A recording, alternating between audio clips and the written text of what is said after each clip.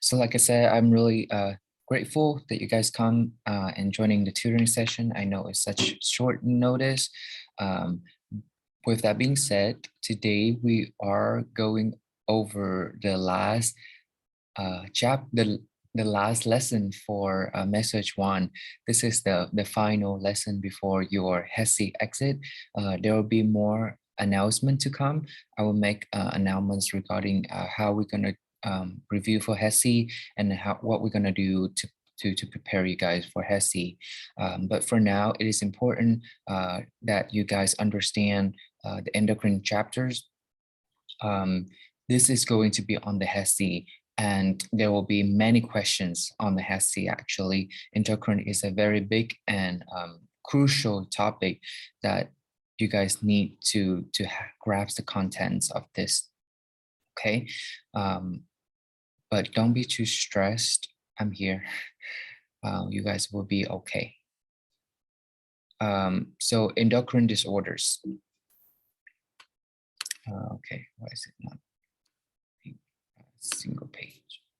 Okay, so as you guys can see, the endocrine is basically like chemical messenger. It's a hormone messenger that signaling different organs and glands in the body to secrete certain hormone to elicit certain effect and tasks in the body. So the glands that I think you guys really need to know for message one HESI is definitely the pituitary gland. Please highlight that: pituitary gland, thyroid gland, parathyroid gland, adrenal gland, the kidney, adrenal gland, the pancreas, the kidneys. Okay, so those are the glands that you guys need to know. Also know the hypothalamus. You guys don't need to know the specific hormones that the hypothalamus secreted, but it is important to know what is the function of the hypothalamus. What does it control? We will cover that in the later slide. Okay. Okay, so this is the function of the gland. It is important for you guys to understand the different function of each gland before we dive into the pathology that related to it. So the first gland is hypothalamus. Hypothalamus is the gland that inside the brain. It's control temperature, sleep, and appetite. Okay, so if there's a select or apply questions regarding the hypothalamus, those are three functions that it's controlled, and you guys need to know that. The second gland is the pituitary gland. Pituitary gland is also known as the master gland. People call it because it's connecting to, it secretes a lot of hormones that elicit the function of many other glands. So that's why it's considered a master gland. Pituitary gland, its primary function is to regulate waters and also promote growth and development. Okay, next we have adrenal gland. Adrenal gland is the two glands that are above the two kidneys. Okay, it's right above the kidneys. So these adrenal gland regulate sodium and electrolyte balance. It's also regulate water balance.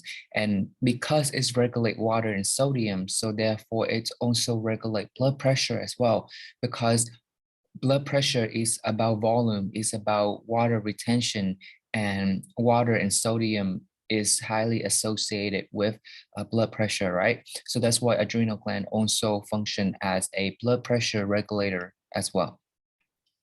Next, we have thyroid gland. Thyroid gland located right here. It is the butterfly gland. This is a very important gland because it helps us metabolize. Metabolism is basically all the chemistry that happens in the body. We're able to break down food and absorb food is because the metabolism functions are there, because the thyroid gland secreting the thyroid hormone T3, T4 for us to be able to metabolize and facilitate the chemistry that happens in our body. Next is the parathyroid glands. So we have the thyroid gland, which is the butterfly right here in our throat. The parathyroid glands is the 4 dot that located on top of the thyroid gland. So it's the four little parathyroid gland that located directly on top of the thyroid gland. Okay. So usually if someone who have their thyroidectomy, meaning the removal of the thyroid, because maybe the thyroid secrete too much hormone, then when they remove that thyroid, they are at risk for removing the parathyroid gland as well, because the parathyroid gland is basically directly on top of the thyroid gland. So while the thyroid gland regulate metabolism, the parathyroid gland it's regulate and control calcium and phosphorus metabolism. And this is how the body regulate the calcium through the parathyroid gland. So again, hypothalamus is in the brain, pituitary gland is in the brain, the adrenal is on top above the kidney. Also, it affects carbohydrate, fat, and metabolism and protein metabolism. It influences the development of sexual characteristic, and it sustains the fight or flight response. The thyroid gland is on the throat, and the parathyroid gland is on the thyroid gland. Remember, calcium and phosphorus have an inverse relationships. So if one is low, the other will be high. So that just means that if we have hypercalcemia, the patient will have hypophosphatemia because the phosphorus is inversely related to calcium. If calcium high, phosphorus will be low. Okay. All right, next we moving on to the master gland, the pituitary gland. So pituitary gland, if we remember from anatomy, when we learn about these endocrine, the endocrine chapter, pituitary gland have two sides, the anterior side and the posterior side. And depends on the anterior or posterior, it secretes different hormone. And for the anterior pituitary gland, it secrete a hormone that related to growth and development. Okay, so if there's an excessive secretion in the anterior pituitary gland, everything is going to be big. The people who have these issues with the anterior pituitary gland, where they excessively release growth hormone, they can have the different disease or different patho such as giantism and acromegaly. So giantism is excessive growth hormone before the epiphyseal growth plate closures. Okay, so these patients are very tall to the point where it's damaging to the spinal cord and they cannot standing straight. Acromegaly, these patients will have large hand, feet, and jaw. They can have cardiomegaly, like big, large heart. They can have thickening of the tongue. Therefore, they are at risk for narrowing airway. Treatment for these issues is transsphenoidal surgery. So transsphenoidal surgery is basically that there's a rod that will go directly through our oral cavity or our nasal cavity, and it's cut into our brain and cut and remove the pituitary gland. Okay, so that is called transsphenoidal surgery. So again, giantism and acromegaly occurs because of excessive growth hormone secretion, G8 hormone secretion. So for transsphenoidal surgery, because they go through the nose to remove the pituitary gland, so we have to assess the patient for aspiration and leakage of craniospinal fluid and headaches. Okay, let's take a moment here. So if the rod is going through the nose and cut into the cavity in order to assess, to have the access to the brain and remove the pituitary gland, there will be a scar, an incision inside our nasal cavity, correct? So that is, these patients are at a significant risk for aspiration because the blood that bleeds through the incision can go directly into their trachea. And when everything apart from air go into the trachea, that patient can be aspirated. They may have an obstructed airway because of the amount of blood that go through the trachea, right? So that's why we have to assess this patient continuously for trachea. For aspiration. Next is leakage of craniospinal fluid. So in the brain, it is covered with craniospinal fluid. And if there's an incision that cut in the cavity, this CSF can be excreted through the incision and come out the nose. And that's not good. We don't want to lose the CSF in the brain. For that reason, we have to assess for the CSF. How do we know the drainage coming out the nose is the CSF? We use a gauze and we collect that drainage. And if that drainage show a halo sign after like 30 minutes, it means that it is CSF. The reason why it show a halo sign in the gauze is because the CSF contains sugars. It contains high level of glucose. So that's why it will show that. And then headaches, obviously, they cut into the head, cut into the brain, so headaches. Next, we have to assess their neuro and do oral care Q4 hours and do not use toothbrush because we afraid that by using the toothbrush, it can damage the incision inside the cavity. Then we have to teach them not to blow the nose too hard because it can cause the breakage of the incision. Next is bleeding. Bleeding, they have to continuously swallowing or they will have nosebleed. So we have to assess them for bleeding and aspiration because they are at significant risk for aspiration. So the focus assessment include airway. So focus assessment, airway, enlarged bones, soft tissue in the nose, tongue, and jaw. These are specifically for acromegaly because these patients are having thickening of the tongue and a big jaw. So they are at risk for obstruction of the airway and narrowing of the airway. So for these patients, we have to constantly assess for the airway, also assess for the circulation, including hypertension because of their big heart and enlarged heart. Focus lab for these patients who have acromegaly, including labs and glucose. They can have pain, joint pain, and headache. Safety is usually these acromegaly, the giant patient can have weaknesses, neuropathy, meaning that they don't have the sensation in the feet or that they don't have the sensation in the peripheral extremities, and they can have even visual deficit as well. So that's why it's important to treat this acromegaly early and to remove the pituitary gland via the transsphenoidal surgery. Okay, so this is just a recap of the transsphenoidal surgery that I want you guys to really know about this pre-op and post-op for this because it will be on the exam. It's really important to know this.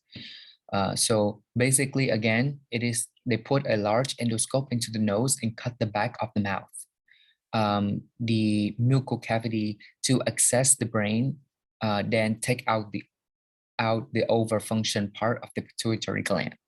So post-op for this patient, biggest issue is aspiration because the patient can bleeding and aspirated on their blood. Tissue can even swell up after the cut, obviously, because of the inflammation process. So it can further obstruct the airway. So we have to look at their neuro check as well. Is their level of consciousness okay? Are they waking up? Are they answering appropriate question? And this have to be done Q4 hours, every 4 hours. We have to raise the head of the bed 30 to 45 degrees to decrease the swellingness in the head.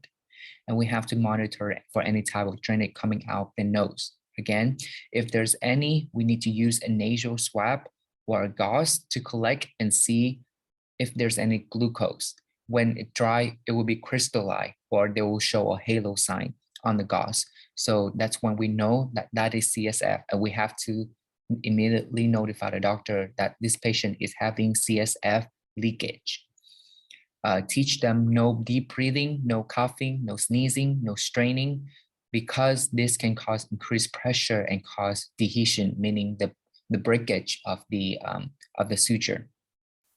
This patient is not MPO, but they need chopped food, very thin or boost like what is it called? Ensures like the milk.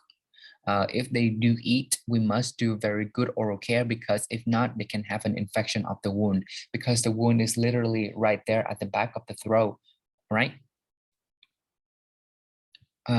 Next, we have the posterior pituitary gland. So with the anterior, I want you guys to focus on the growth hormone. So with the posterior pituitary gland, you guys need to understand the oxytocin and the antidiuretic hormone. So these are the two hormones that the posterior pituitary gland secreted. Fun fact, antidiuretic is also known as vasopressin. So vasopressin, you guys hear that a lot when you guys go into the ICU, where they use vasopressin in order to titrate in order to increases increases mostly the blood pressure of the patients. Anyway, so the disease associated with these two hormones of the posterior pituitary gland are SIADH and diabetes insipidus. So both of these diseases are relating to fluid and volume, okay? So it deals with water. So first we have SIADH. This is syndrome of inappropriate antidiuretic hormone. So this is basically an overproduction of ADH hormone, overproduction of antidiuretic hormone.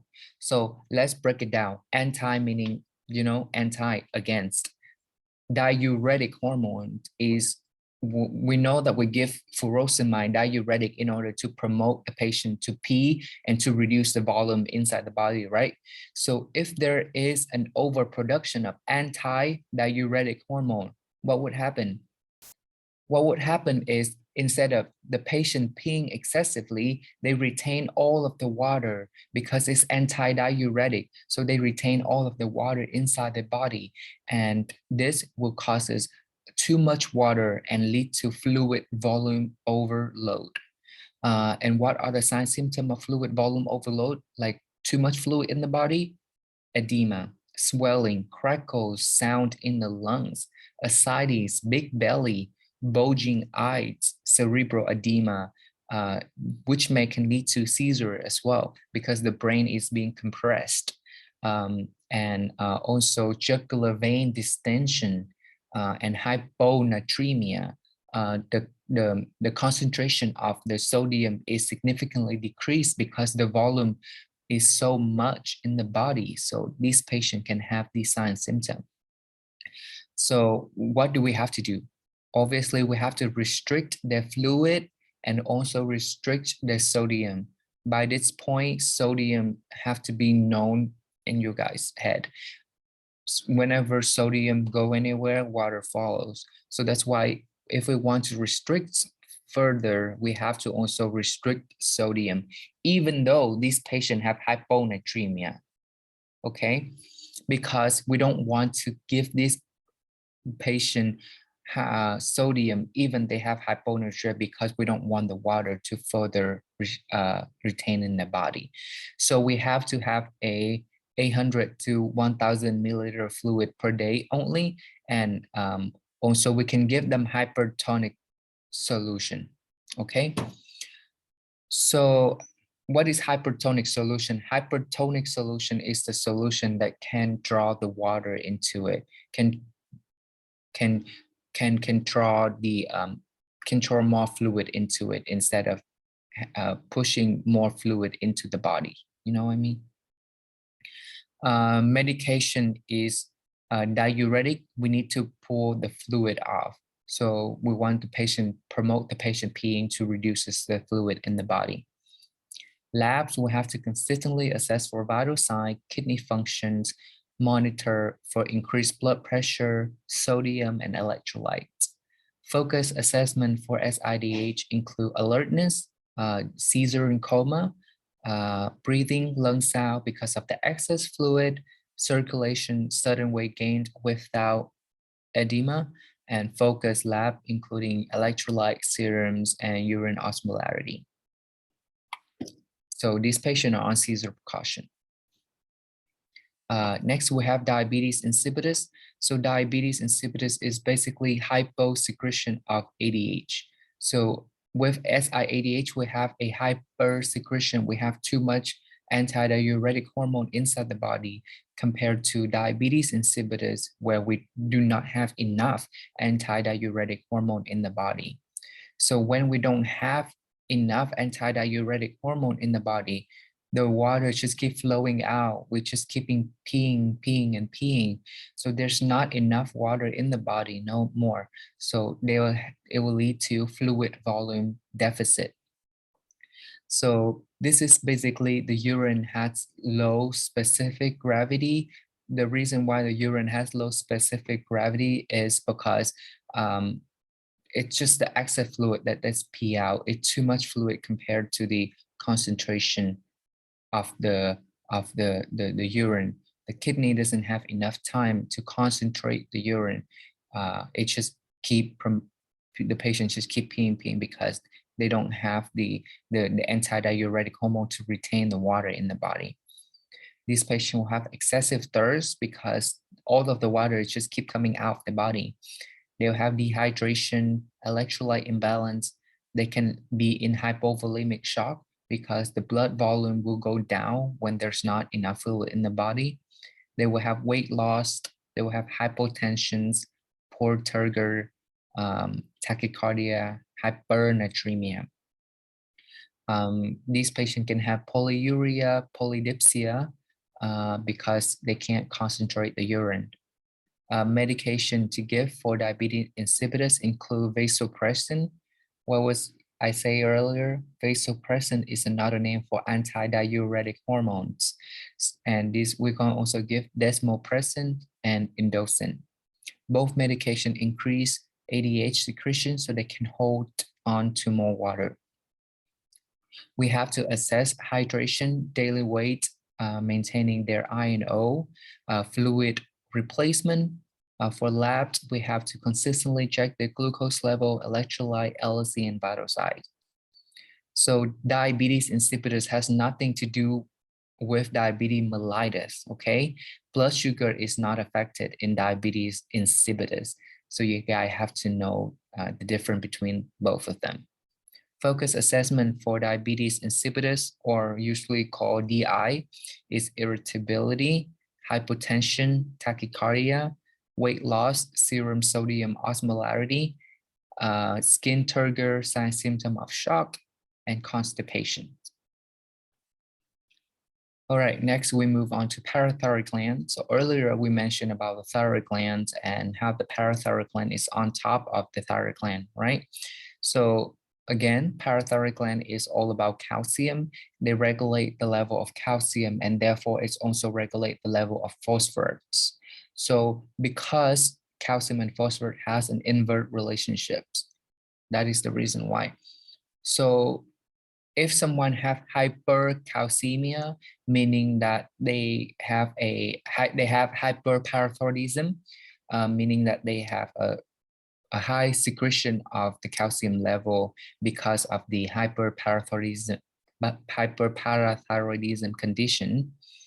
This patient can have decreased memory, disorientation, constipation, renal calculi, and even palpitations. A lot of calcium in the blood can lead to renal calculi, and this can be very painful. Next, we have some hypocalcemia side. So if someone who have hypoparathyroidism, they can have these sign symptoms, including Trozo sign and Shostak signs. So please remember these two. These two, I have seen it so many times in HESI and in exam. So this is typical classic hallmark sign of hypocalcemia. So what is Trozo sign? Torso sign is when you put a blood pressure cuff on the patient arm, their arm kind of like this. Yeah. The arm not normal, but when you put the blood pressure cuff and it's inflated, the patient arm, it's kind of like this. Yeah. Shovzek sign is the facial smack, like the patient, when you touch the patient, it's kind of like they can have like a unbalanced facial when you touch one side of the face. But please remember these two words and know that they are related to hypocalcemia, okay? Also, these patients who have hypocalcemia can have a lot of diarrheas. They can have tingling, numbness around the mouth. They can have low magnesium. Calcium and magnesium are best friend. So if there's hypocalcemia, they'll have hypomagnesium. But hypocalcemia will lead to hyperphosphorus. So sometimes hypocalcemia can caused by thyroidectomy. So remember, the parathyroid gland is on top of the thyroid gland. So if we cut the thyroid gland, meaning cut through the thyroidectomy, then we'll lose the parathyroid gland, and there will be no gland that regulate calcium no more. So that's why thyroidectomy can lead to hypocalcemia as well. All right, now we move on to adrenal gland. Adrenal gland is the gland that's control three very important things in life. The first is sugars, glucocorticosteroids. Second is salt, mineral corticoid, and sex is androgens. So these are the three hormones that the androgen gland regulate: sugar, salt, and sex. So sugars is more about stress. Salt is about blood pressure and blood volume, and sex is sexual characteristic, male sexual characteristic, libido, and more. So these are the three main functions of the adrenal gland. So there's two diseases that associate with the adrenal gland. The first is Addison disease. So Addison disease is basically hyposecretion of the adrenal cortex hormones, meaning ADH hormones. These patients who have Addison disease, they don't have enough secretion of the glucocorticosteroids hormone, of the cortisol hormone, which is a steroid hormone that help them adapt to stress or help them with maintaining their blood sugar level. So patients who having hyposecretion of the adrenal cortex hormone, they will have hypoglycemia, thin, decreased sodium, dehydrated, hypovolemic shocks. The body begins to save potassium. So in this case, they have hyponatremia, but hyperkalemia, potassium. They have decreased blood pressure, increased heart rate, increased BUN and creatinine, decreased perfusion, and dry. Okay, so there's a lot of sign symptom, right? But you guys, trust me, you guys have to know all of that. I know it's a lot, but you guys have to know all of that. Just saying, it's going to be on the HESI because endocrine is so big in life. Next, we have Cushing disease. Cushing disease is someone who have hyper secretion of the adrenal cortex hormone. These patients have an excessive release of cortisol, of the corticosteroids hormone. So this patient will have moon face, meaning the face really round and big. They have hyperglycemia, high blood sugars. They can have edema due to fluid retention. They have thin skin, gynecomastia, meaning big breast in males, bruising, petechiae. They can have purple striae in the abdomen as well, weak bone, osteoporosis, peripheral edema. So we have to monitor for iron nodes and weight in this patient, and the steroid causes this because this patient have an excessive release of steroid from their adrenal gland.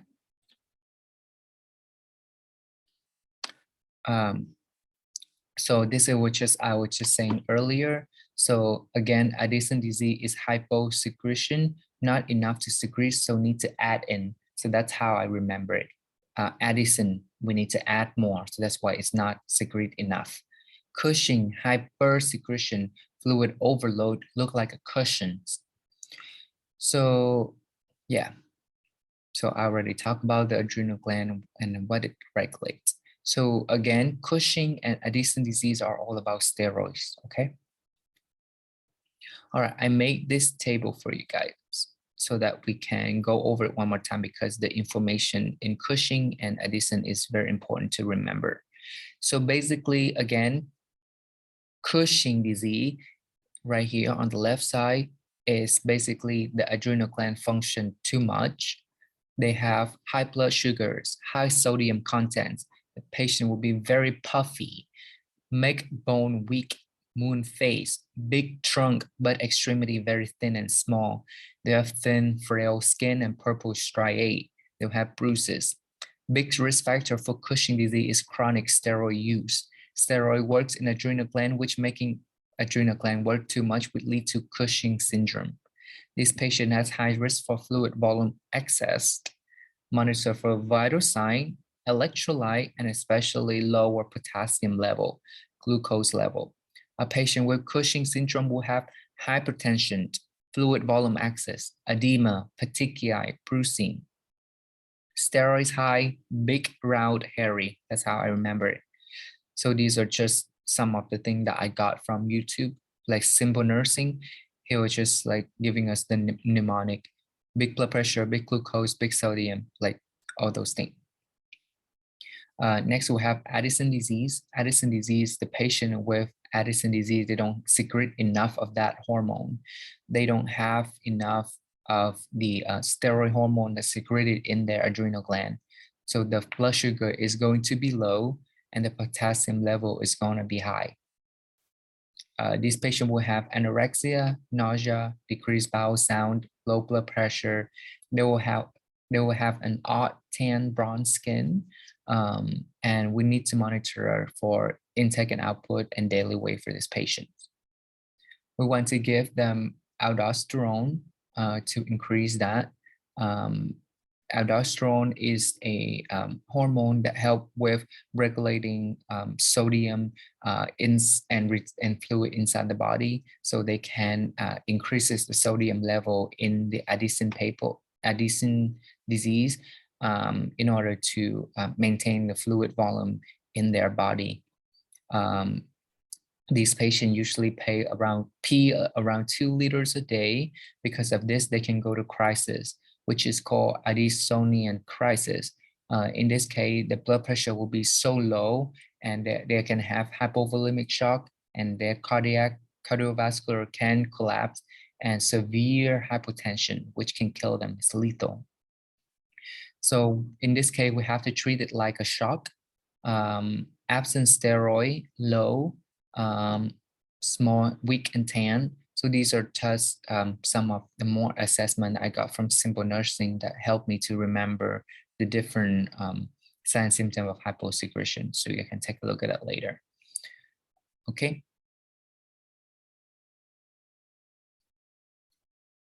All right, let's move on to thyroid gland. So thyroid gland is the gland that regulate metabolism.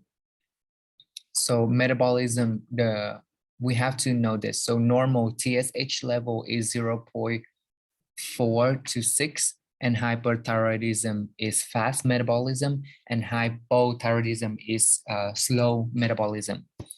And exophthalmos is a condition that occurs in hyperthyroidism, where the eyes are not able to close and it's bulging out. So we have to teach the patient, they may have to tape their eyelid for it to be closed at night. So first we are going to cover the hyperthyroidism. So with thyroid, you guys have to remember this. There are TSH and T3 and T4. So these are the hormone. So TSH is a hormone that is secreted to stimulate the thyroid gland to secrete T3 and T4. In hyperthyroidism, the TSH will be lower, will be decreased TSH, but the T3 and T4 is increased. I'm not sure how to explain that, but it's best for you guys to know, to memorize it. T3 and T4 increase, whereas the TSH decrease in hyperthyroidism. So an example question in the exam, they can ask you guys, this patient have a TSH, a decreased level of TSH, and they have increased level of T3 and T4, what condition they are in. We have to know that it's hyperthyroidism, okay? Or they ask, or they give you a, like, this patient have increased level T3 and T4, then they give you, what would the TSH, then the answer would be like, the question would be like, what is the TSH level? Then the answer would be like the TSH level will be decreasing or will be low. Okay, so the patient who have hyperthyroidism, these patients are usually thin, hot, they have a heat intolerance, muscle wasting, increased blood pressure, increased heart rate, protein in the urine, proteinuria, palpitations, goiter, meaning like they have like a big lump right here, enlargement bump on the neck, a subophthalmos, bulging of the eyes, and diarrhea. Thyroid storm is a condition that someone who have hyperthyroidism may experience from if they're not controlling the secretion of the hormone. If the hormone just keeps secreting, and they don't comply with medication or comply with treatment. So the treatment for hyperthyroidism is they need a high calorie diet because they metabolize everything really fast. So they need a 6 large meal per day. We need to give them tapazole. This is an anti-thyroid medication. It tells the thyroid not to work too hard. And so the nursing consideration that we have to remember for this medication is never abruptly stop and need to taper off the drug. We have to assess complete blood count because it can cause pancytopenia, meaning that this medication can cause decreased white blood count, decreased red blood cell, and decreased platelet. That's why it's called pancytopenia. Everything, decreased red blood cells, decreased platelet, and decreased white blood cells. It can cause liver issues as well, so that we have to assess the patient for jaundice, meaning yellow of the skin. We have to teach the patient to avoid shellfish because this medication contains iodine, and we have to give it with food. So another treatment for this patient, including thyroidectomy. So in this case, we remove the thyroid gland. So we do this whenever the medication does not help anymore. So because we cut at the throat area, so we have to ensure that the patient airway is being assessed and is not being obstructed. We always need to raise the head of the bed if we have any concern relating to aspiration, okay? Post-op day 1 of thyroidectomy is obviously the bigger concern is bleeding, which can occur and obstruct the airway. So we have to make sure we have a suction at the bedside with a trachea set and oxygen. Thyroid storm is a uncontrolled hyperthyroidism. This is when the patient does not comply with medication or not following the treatment. This patient can have fever, nausea, and vomiting. So what we, as a nurse, we have to maintain the patient airway. This is the #1 priority, and we give them cooling blanket to lower their temperature. All right. Hypothyroidism. Hypothyroidism is very slow metabolism. So these patients will have high TSH, but decreased T3 and T4. Okay, TSH and T3 and T4 have an inverse relationship. So in hyperthyroidism, the TSH level was low, but the T3 and T4 was high. But in hypothyroidism, the T3 and T4 level, which is the thyroid hormone, was decreased because it's in hypothyroidism, but the TSH is increased, okay? So they have low thyroid hormone. These patients are usually heavier set. They usually overweight. They usually always cold. They have a decreased heart rate. If they don't follow medication, they can have coma and can have decreased level of consciousness. This patient is usually lethargy all the time. They have dry skin, brittle nails, hair loss, and anorexia. So the treatment for this patient is levothyroxine. This medication does not need to give with food. It should be given 30 minutes before breakfast. So usually we give them when they wake up from sleeping at night and before giving them breakfast. We do not abruptly stop this medication because this can lead to a condition called mixed edema coma, which is uncontrolled hypothyroidism. Always start with a very small dose. And every 4 to 6 months, we need to test to see if the therapeutic effect is taking in place. Meaning that we have to measure the level of the therapeutic of this medication in the patient blood every 4 to 6 months. All right. I'm sorry.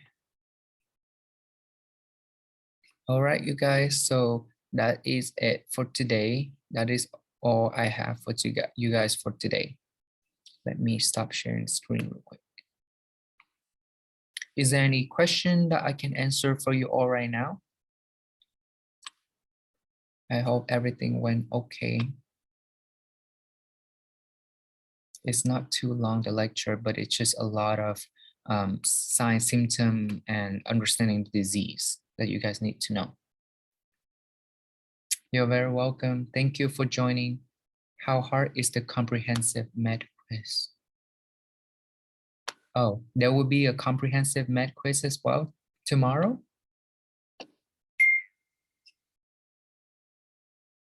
I didn't know that. I did not know that you guys are going to have a comprehensive med quiz tomorrow. But I'll see what I can do and what I can upload, okay, for you guys to study. Or I can try and make a quick video or something. But thank you for letting me know.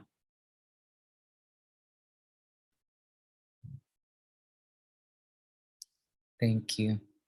I probably still have notes, but I will I'll post it for you guys if I can't do a session. Thank you for joining. I'll pause this now.